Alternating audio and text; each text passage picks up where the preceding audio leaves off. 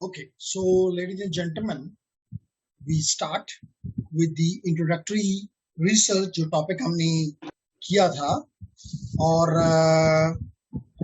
इसका भी टास्क को का डॉक्यूमेंटेशन रहती है और जो हमारा प्रीवियस एक था उसका जॉन द रिपर का दिलावेज उसका भी रहता है और स्पेशली तो जो आखिरी पॉइंट है वो नहीं काम करता, यानी कि अगर वो जॉन डॉट लॉग है समथिंग को आप रिमूव भी कर दें तो नेक्स्ट टाइम वो उसको नहीं लेता।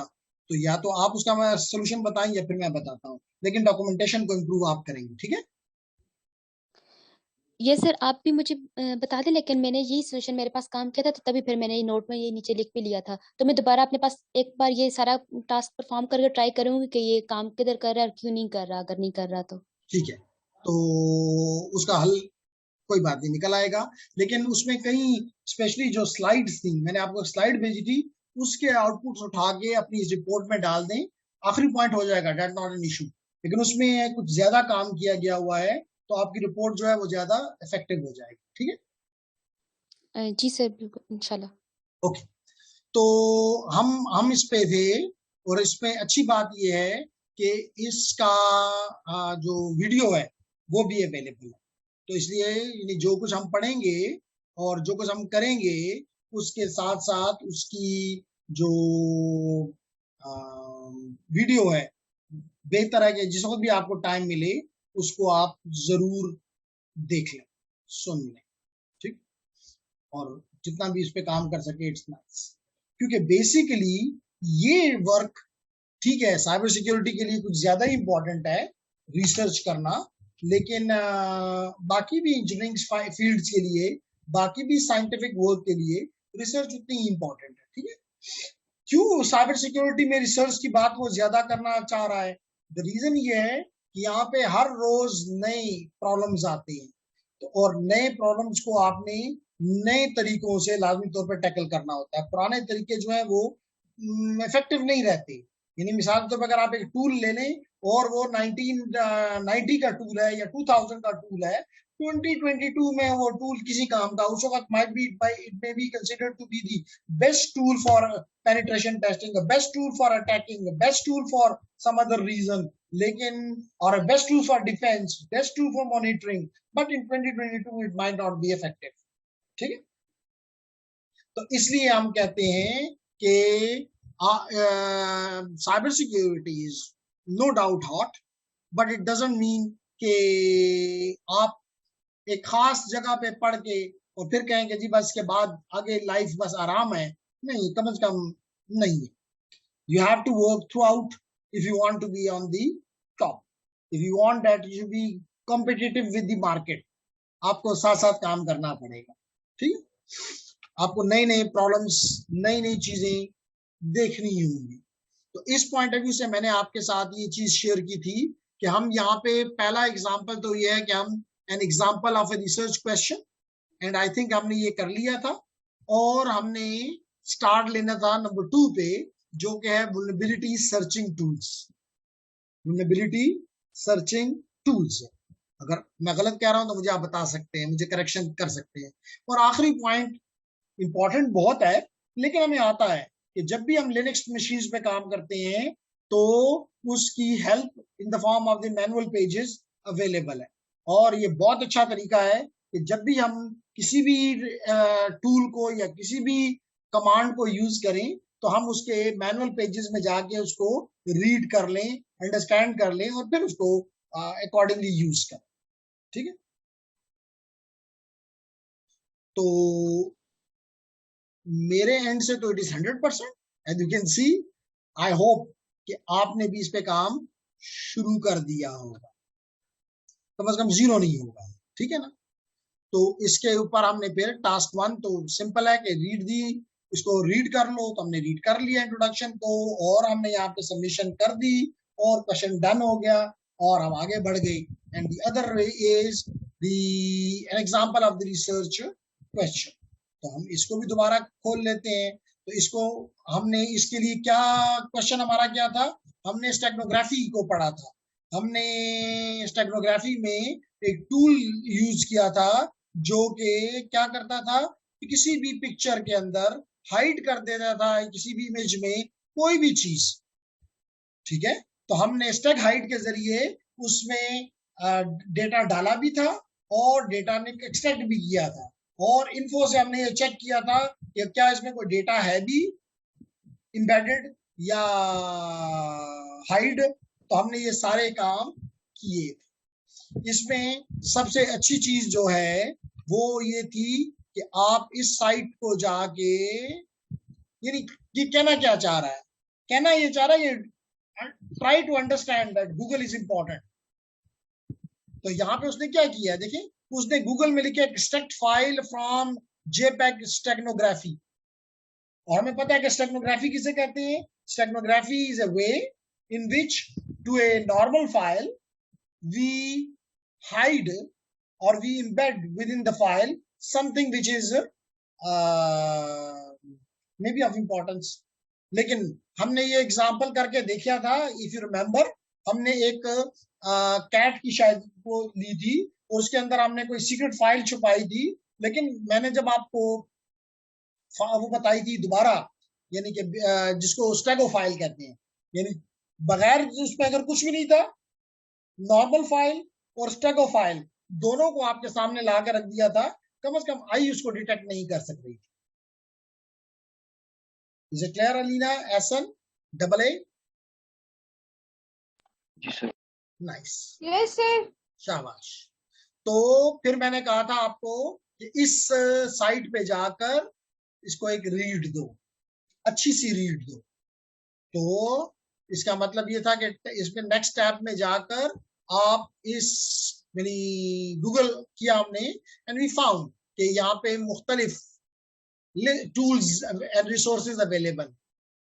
और हमने कहा था कि स्टेगनोग्राफी क्या है, तो इसका हमने कहा कि it is hiding a file और a message inside another file. There are many fun steganography CTFs।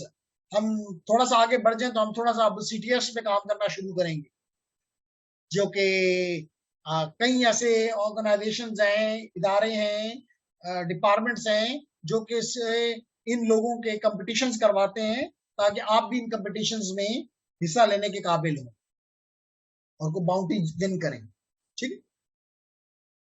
तो यही वो कह रहा है कि challenge is out there where the flag is hidden in the image, audio file और even other type of files. तो हमने ये चीज पढ़ी हुई है, हमें कोई इसमें इशू नहीं है। फिर हमने कहा कि जी इसके लिए टूल है, that is Stag height. Stag height में हमने कहा था कि जी कौन कौन सी फाइल्स आप ले सकते हैं as a source. Cover file, जिसको हमने नाम दिया था, क्या नाम दिया था, कवर फाइल। तो कवर फाइल जो है वो जेपैग में भी हो सकती है, BMP में भी हो सकती है, ये तो इमेजेस हो गए। इसके अलावा वेव एंड AU यानी ऑडियो फाइल्स में भी आप इसके को छुपा सकते हैं।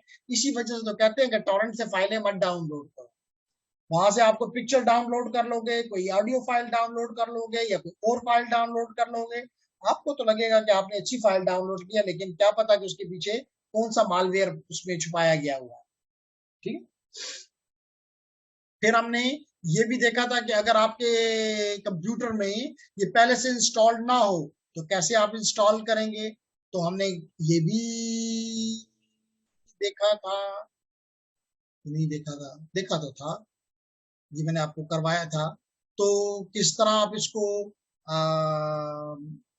स्टैग हाइट को इंस्टॉल करते हैं, कैसे आप कवर फाइल लेते हैं, कैसे आप उसमें एम्बेड करते हैं, कैसे आप उसे एक्सट्रैक्ट करते हैं। तो ये सारी चीजें हमने लास्ट क्लास में सीखी थी, ठीक हो गया जी।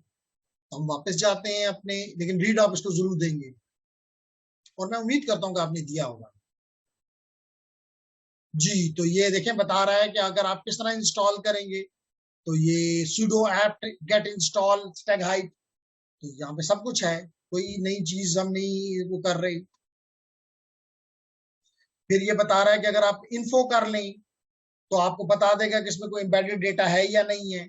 इसके अलावा आपको मुख्तलिफ इसके स्विचेस, उसके बारे में मैंने आपके साथ डिस्कशन की थी। मुझे ग्लास का पानी का ग्लास ले लेने दें और मैं आपके साथ इसको कंटिन्यू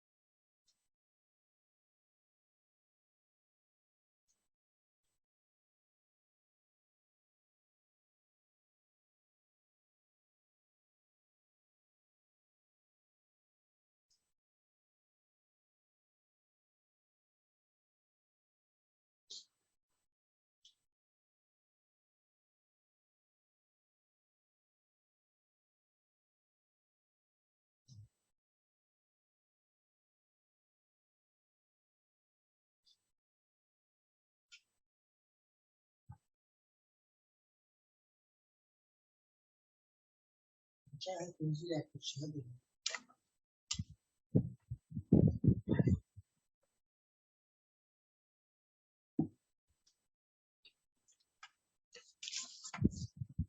ओके जी, तो बिस्मिल्लाह करते हैं।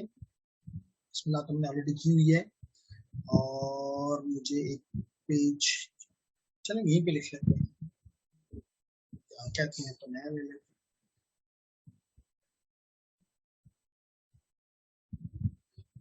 ओके, तो मैंने इसके जो स्विचेस आपके साथ शेयर किए थे, उसमें से कौन कौन से थे? -EF, -EF, या आप डैश डैश इम्बेडेड भी लगा सकते हैं, इम्बेड फाइल। इसका मतलब है कि सेलेक्ट फाइल टू बी, जो फाइल आपने सेलेक्ट करनी है उसके लिए आप ये स्विच इस्तेमाल कर सकते हैं -EF। इसके बाद आप वो फाइल जो कि आपने इम्बेड करनी है उसको उसका नाम देंगे, select file to be embedded. उसके बाद हमने बात की थी, अगर आपको याद हो, .CF की, जिसको आप कवर फाइल भी कह सकते हैं, डैश डैश कवर फाइल, यानी कि सेलेक्ट बड़ी फाइल, ठीक है, कवर फाइल, डेस्टिनेशन फाइल, जो भी नाम दे दो, कवर फाइल या डेस्टिनेशन, जिसके अंदर आपने छुपाना है, इम्बेड करना है,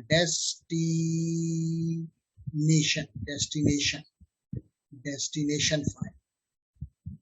ठीक हो गया। फिर हमने बात की थी -SF की।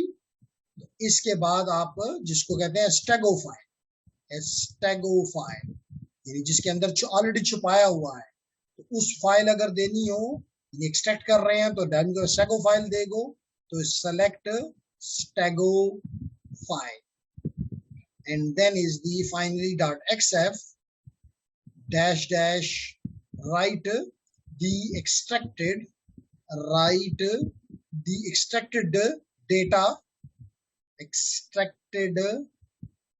data to a file name, data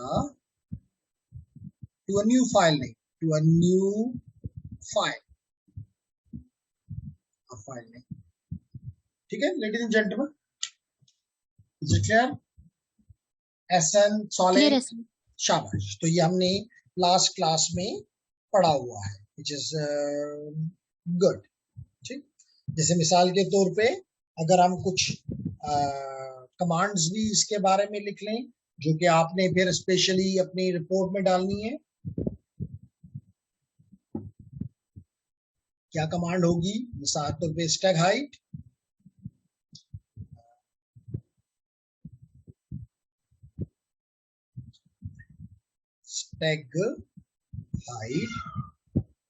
dash extract, embed करना चाहते हो तो इम्बेड डैश CF।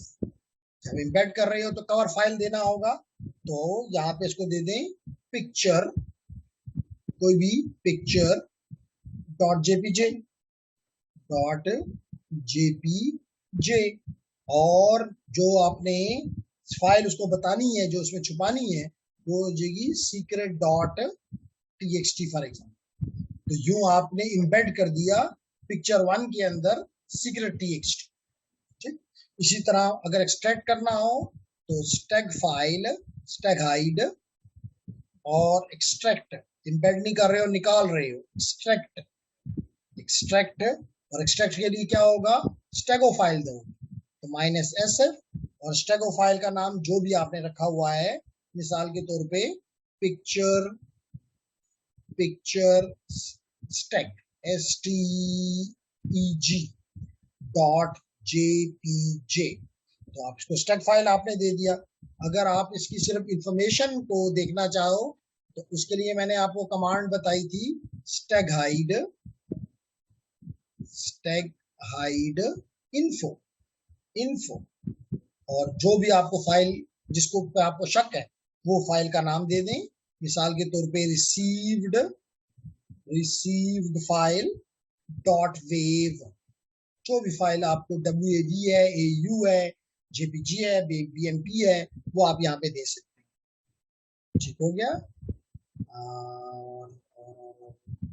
इवन थोड़ा सा इसमें आप चेंज कर सकते हैं कि आपने EF के साथ embed file,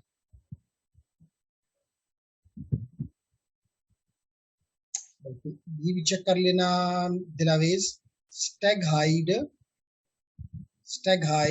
embed EMBED embed, और embed के लिए कौन सा हम स्टैक लगाते हैं, -EF, तो -EF, और EF का मतलब है कि हम उसको select file to be embedded,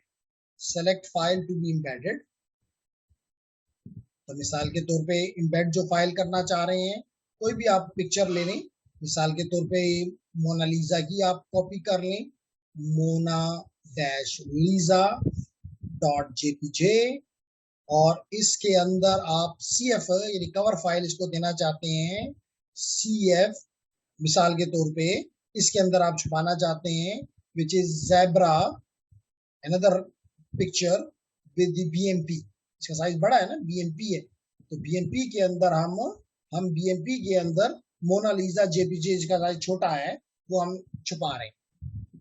clear है मेरी बात? क्लियर है सर।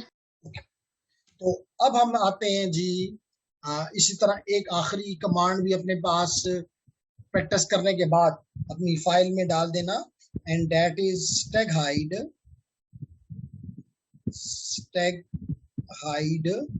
एक्सट्रैक्ट करना चाहते हैं, एम्बेड करने के बाद एक्सट्रैक्ट करना चाहते हैं, तो एक्सट्रैक्ट -SF, और SF के लिए क्या है, स्टेगो फाइल देनी है ना, तो स्टेगो फाइल जो है वो हमारी फॉर एग्जांपल zebra.bmp है, और हम करना क्या चाहते हैं, एक्सट्रैक्ट करना चाहते हैं, तो -XF एक नई फाइल में हम उसको एक्सट्रैक्ट कर रहे हैं, और फाइल का नाम कुछ भी दे दें जो भी आपको अच्छा लगे, न्यू फाइल नेम, मिसाल के तौर पे mlisa.jpg।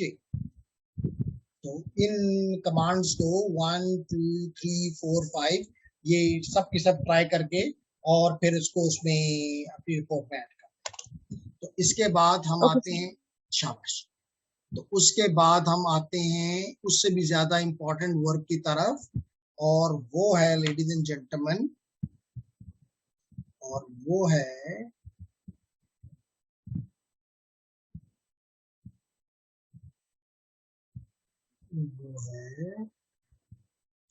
और चलें जी, क्वेश्चंस भी हम इसके देख लेते हैं। कहता है कि क्योंकि ये तो रिसर्च का काम है, तो इसका मतलब है कि ऊपर के टॉपिक में इसने एक्सप्लेन नहीं किए, कहता है रिसर्च करके आंसर निकालो।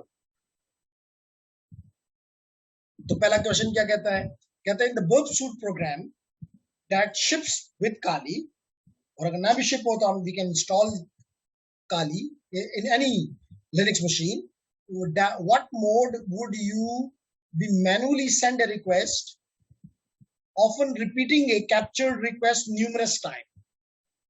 तो हमने रिपीटर पढ़ा हुआ है, तो रिपीटर डाला और सबमिट कर दिया। इसी तरह वो कहता है कि what hash format are modern window password stored in, तो जैसे आपको पता है कि when we were using the specially Linux, remember, तो हमने /etc/shadow फाइल में या /etc/password फाइल में क्या देखे थे, हैशेस, पासवर्ड की हैशेस, उसी को तो जॉन द रिपर में हमने क्रैक किया था, इफ यू रिमेंबर। जी सर, बिल्कुल याद है। ठीक है ना, इसी तरह विंडोज भी अपने पासवर्ड को हैशेस की फॉर्मेट में स्टोर करता है।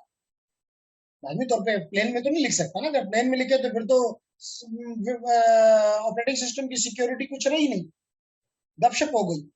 इसलिए लेडीज एंड जेंटलमैन पूछ रहा है कि वो कौन सी फॉर्मेट है, तो उस फॉर्मेट का नेम है NTMLM। तो थोड़ा सा इस पे भी रिसर्च कर लीजिएगा कि NTLM क्या है।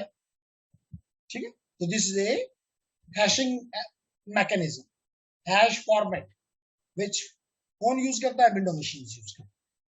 फिर अगले क्वेश्चन में क्या कहता है, what are automated task called in Linux, यदि आप लिनक्स में जैसे आप अपने मोबाइल में कई चीजें अपने लिए लेट कर अलार्म्स लगा लेते हैं, तो दिस इज समथिंग ऑटोमेशन। इसी तरह कई ऐसे टास्क होते हैं जो कि हम लिनक्स में ऑटोमेट कर सकते हैं। उन टास्क को कहता है, क्या कहते हैं? उन टास्क को कहते हैं क्रॉन जॉब्स। क्या कहते हैं अलीना? Crohn jobs. फिर अगले क्वेश्चन में क्या कहता है? कहता है कि what number base could you use as a short hand for base 2? अगर आपके पास बेस 2 है, जैसे 48 बिट का मैक एड्रेस है, किस फॉर्मेट में उसको शॉर्ट हैंड में अगर लाते हो, कौन से मैथड, कौन से फॉर्मेट, हेक्साडेसिमल, कौन सा बच्चे? Hexadecimal, hexadecimal, which is called base 16, which is called base 16. So that's the answer. And the last question is, if a password hash starts with a $65, एक ऐसा कहता है कि इंक्रिप्शन का मेथड है जिसके शुरू में क्या चीज आती है? $65। कहते हैं उस फॉर्मेट का क्या नाम है? तो उसका नाम है SHA-512, SHA-512। तो ये इन तमाम के तमाम क्वेश्चंस ऊपर रीडिंग से नहीं थे, he wanted us to do Google, nothing more. He advising us to do Googling. Is it clear? Yes sir. तो ये आप कर लेंगे, and then we come to the next very very important here. तो मैंने आपसे लास्ट टाइम भी कहा था कि ये कुछ डेटाबेसेस की तरफ हमें ले जा रहा है, which is one is the CVE meter, number 2 is the National Vulnerability Database, NVD, National Vulnerability Database, yes, and the last one is the exploit database. याद रखो कि एक्सप्लॉइट का मतलब होता है वो टूल्स या कोड जो कि आप अटैक करने के लिए इस्तेमाल करते हैं, जो कि आप अटैक करने के लिए इस्तेमाल करते हैं। तो याद रखो कि आपके लिए कितना आसान हो गया कि आप एक्सप्लॉइट डेटाबेस के पास जाओ और उसको बताओ कि जी मुझे मिस विंडो 10 के ऊपर अटैक करना है, मुझे IIS वर्जन, यही तो हमने, अगर आपको याद हो, Nmap में हमने चेक किया था, उसके साथ इसको आप कंबाइन करो, मिलाओ, कि हमने देखा था कि when we were using the Nmap, हमें पता चला कि फलानी कंपनी कौन सी सर्विस इस्तेमाल कर रही है, उसका कौन सा वर्जन है, हम वो इंफॉर्मेशन उठा के एक्सप्लॉइट डीबी के पास आ जाएंगे और एक्सप्लॉइट डीबी से कहेंगे हमें एक्सप्लॉइट्स दो जो कि हम इसके ऊपर इस्तेमाल करें। चांसेस आर देयर कि दीज एक्सप्लॉइट्स, क्योंकि यहाँ पे जितने भी नए वो कहता तो ये है कि मैंने पेन टेस्टर्स के लिए रखे हैं, लेकिन क्या पता कि पेन टेस्टर इस्तेमाल कर रहा है या हैकर इस्तेमाल कर रहा है। क्या मेरी बात समझ आ रही है? Yes sir. ओके, इसी तरह अभी हम जाते हैं एक्सप्लॉइट डीबी के पास। फिर ये लास्ट जो दो हैं ये बड़े इंपॉर्टेंट हैं, ये दोनों के दोनों डिफेंस पर्पस के लिए हैं। जब भी कोई अटैक आता है, कोई भी नया चीज होती है, चाहे वो मालवेयर हो चाहे कोई और मेथड हो, उसके जो कॉन्सिक्वेंस और जो उसको तोड़ने के तरीके होते हैं, डिफेंस के तरीके होते हैं, वो आपको इन दो में, नेशनल वल्नरेबिलिटी डेटाबेस में और कॉमन वल्नरेबिलिटी एंड एक्सपोजर्स में मिल जाए। इसका मतलब यह है कि अगर आपने एक कामयाब अटैकर या एक कामयाब डिफेंस यानी कि आपने ऑफेंसिव में जाना है तो exploit dB is something wonderful for you, और अगर आपने डिफेंसिव साइबर सिक्योरिटी में जाना है तो your NVD and common vulnerabilities and exposure will be something tremendous for you. कुछ बात समझ आ रही है? Yes okay nice. तो एक चीज मुझे याद पड़ता है कि मैंने एक्सप्लेन किया था कि वल्नरेबिलिटी में और एक्सपोजर में क्या फर्क होता है। वल्नरेबिलिटी का जी सर, याद है ना, क्या फर्क था दोनों में दिलावेज? वल्नरेबिलिटी में जो कोड आपने लिखा है, जो आपने कोडिंग की है, उसमें आपसे कुछ कमी रह गई है, जिसको सर वल्नरेबिलिटी तो कोई भी वीकनेस थोड़ी है, लूप होल तो जी, तो लूप होल किस वजह से हो सकता है ना, लूप होल इस वजह से हो सकता है कि आपने एक कोड लिखा, आपने एक सोल्यूशन दिया, उस लैंग्वेज में सोल्यूशन क्या होता है, कोड होता है। मिसाल के तौर पे अगर आपको विंडो 10 है, क्या है, कोड है। विंडो 10 क्या है, कोड है। लिनक्स क्या है, कोड है। ऑफिस क्या है, कोड है। कोई भी सर्विस, टेलनेट है, कोड है।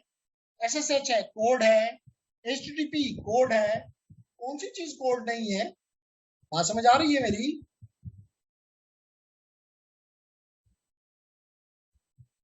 Is it Dina Ways? Are you with me? Agreeing?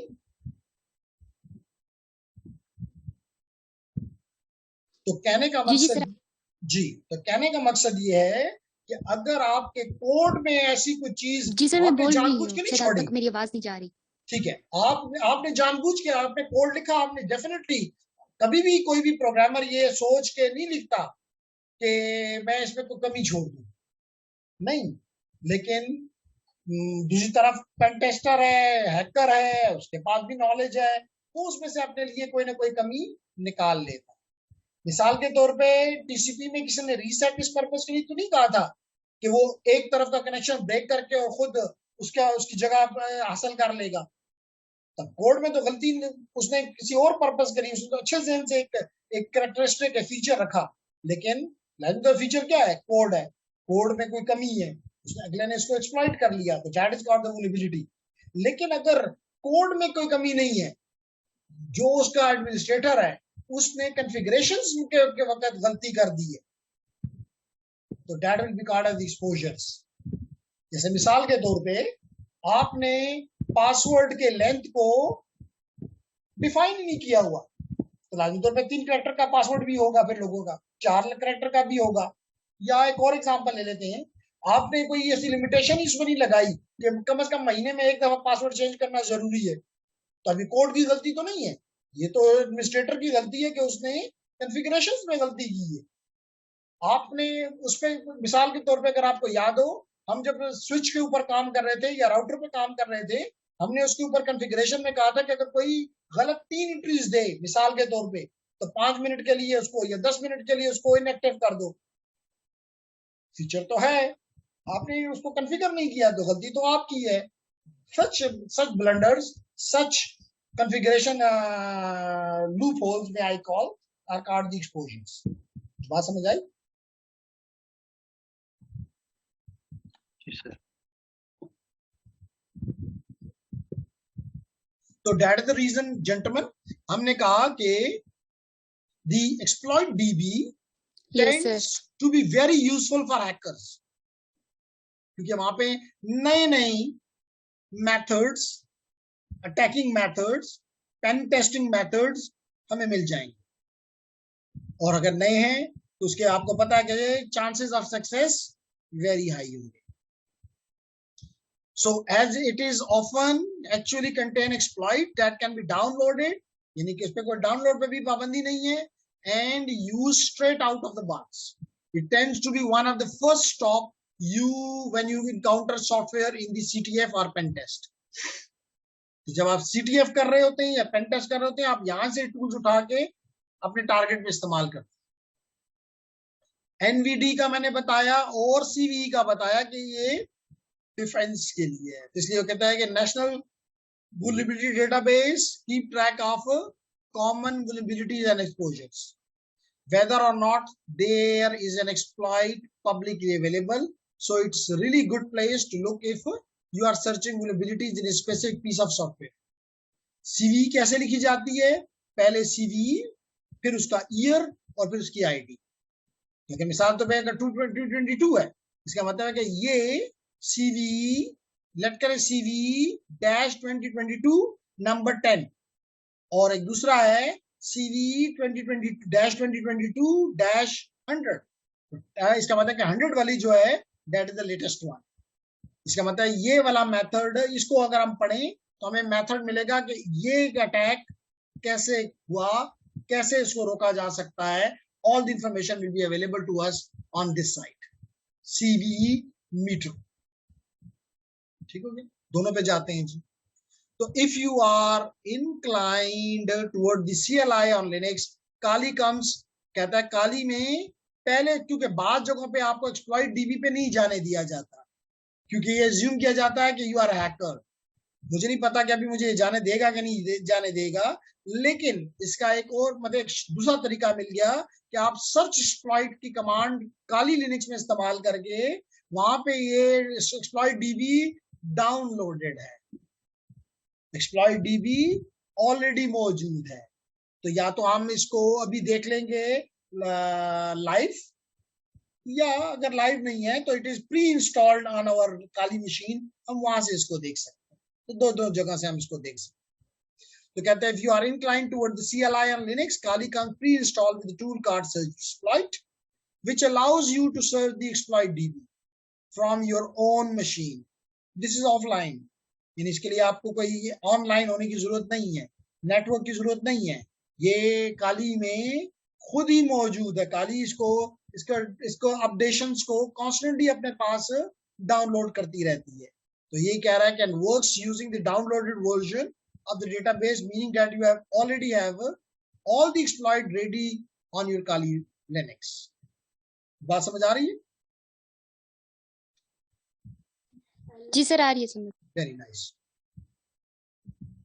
तो एक एक पे जाके थोड़ा सा सर्च कर लेते हैं और फिर वापस आते हैं। पहले हम एक्सप्लॉइट डीबी पे जाने की देखते हैं कि ये हमें इजाजत दे रहा है क्या नहीं। लगता है कि दे रहा है, यूनिवर्सिटी नहीं देती प्रॉब्ली। ये देखें जी, ये बिल्कुल बिल्कुल। तो यू कैन सी हियर कि ये क्या है, एक्सप्लॉइट्स हैं, अटैक के मेथड्स हैं। सो बता रहा है कि ये इसका ऑथर कौन है, इस किस प्लेटफॉर्म के लिए है और इसकी टाइप क्या है।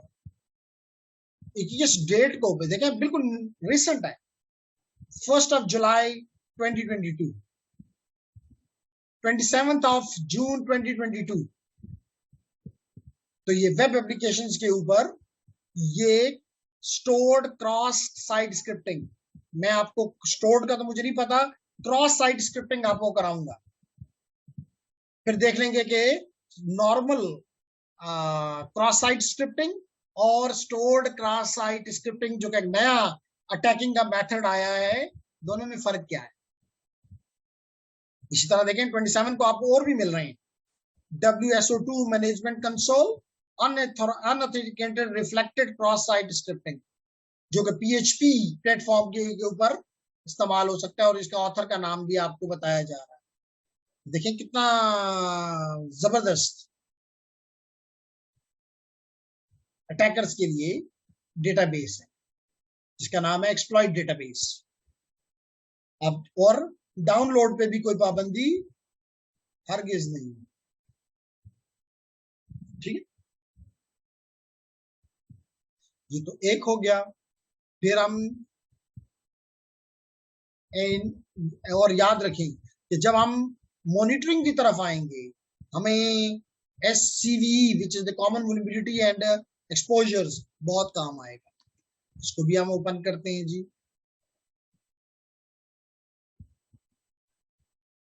देखिए ये भी हमें बता रहा है कि यहाँ पे मुख्तलिफ CVEs के बारे में आप सर्च में दें,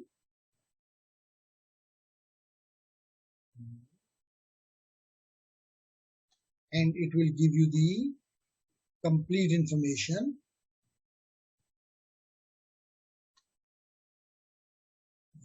CV record format, JSON वगैरह, GC list content downloads in 2022.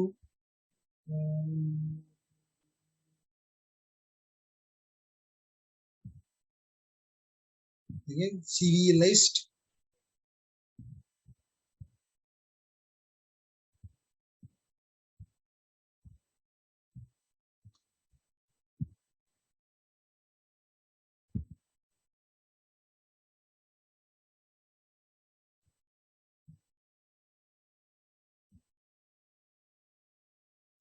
और इसको इस्तेमाल कौन करता है, मैंने बताया कि NVD इस्तेमाल करता है। तो NVD को भी ओपन कर लेते हैं, ये NVD भी ओपन हो गया।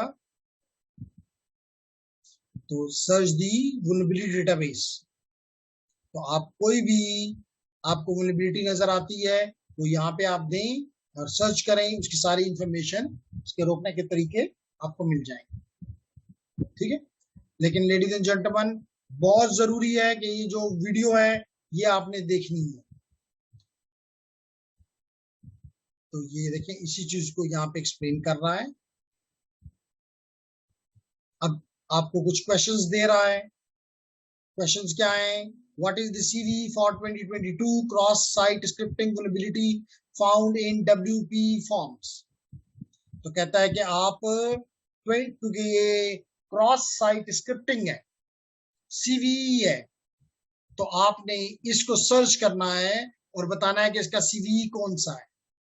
तो देखें, ये बता रहा है कि सीवी 2020, तो 2020 इसका ईयर हो गया और इसका सीवी का नंबर हो गया 10,385। तो आप यहाँ पे दे दें 2022। अभी 1 मिनट से कम है, I stop and I share the link again.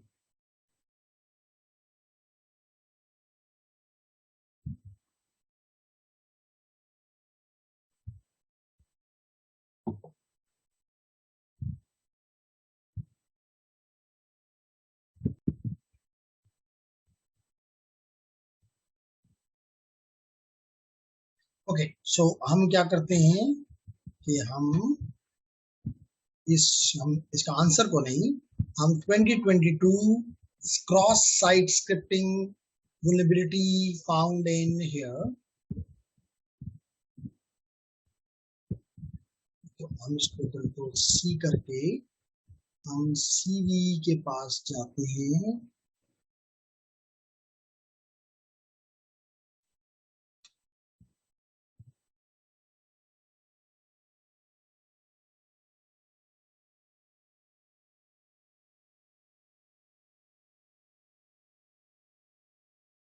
National vulnerability database NVD।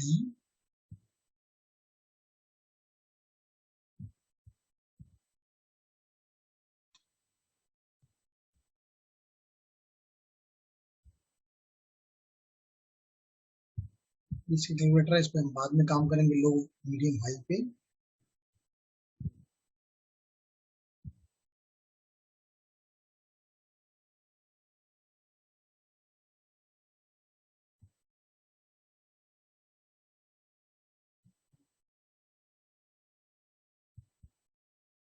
जी, तो कहता है कि इंटर सीवी अगर आप दें, मिसाल के तौर पे हम पहले ये उल्टा काम कर लेते हैं, हम ये वैल्यू इसको देते हैं CVE और इसको यहाँ पे ये वैल्यू एंटर करते हैं, कंट्रोल V, और कहते हैं फाइंड करो।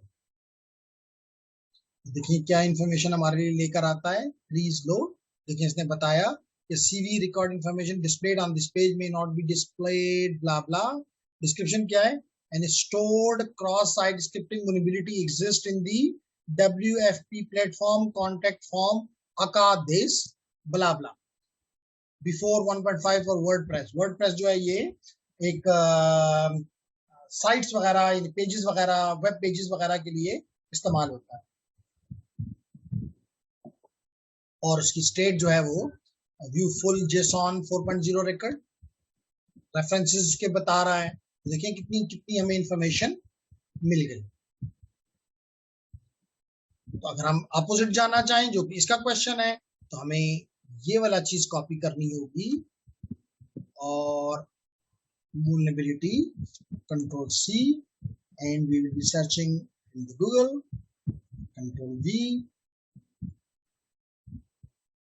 तो देखिए इसका आ गया cvmeter.com, हमें बता रहा है कि CV 2020-10385।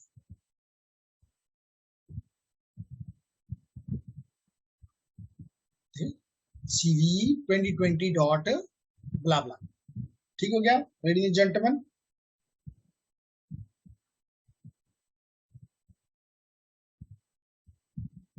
Hello, is it fine? Nice. तो आपने ये कुछ क्वेश्चंस हैं, इनके जवाब निकालने हैं, और आखिरी इज वेरी वेरी सिंपल, इसमें कोई बड़ी बात नहीं है। कहता है मैन पेजेस इस्तेमाल करो, वो आप आपको आता है। Use the man ls, man cp, man mv, map, man find, man grip, whatever. तो that is very very easy part है, तो ये आप खुद कर लें विद दिस। ये इसके कुछ और फर्दर वो हैं, उस पे कल से इंशाल्लाह बात करें, ठीक है। तो ये वाला रूम कोशिश करेंगे कंप्लीट हो जाए। Is it clear, everyone? Okay, sir. Ladies and gentlemen, is there any question? No, sir. Shabash. So I stop here. See you inshallah tomorrow. Allah Hafiz, Allah sir. Hafiz. Allah Hafiz, everyone.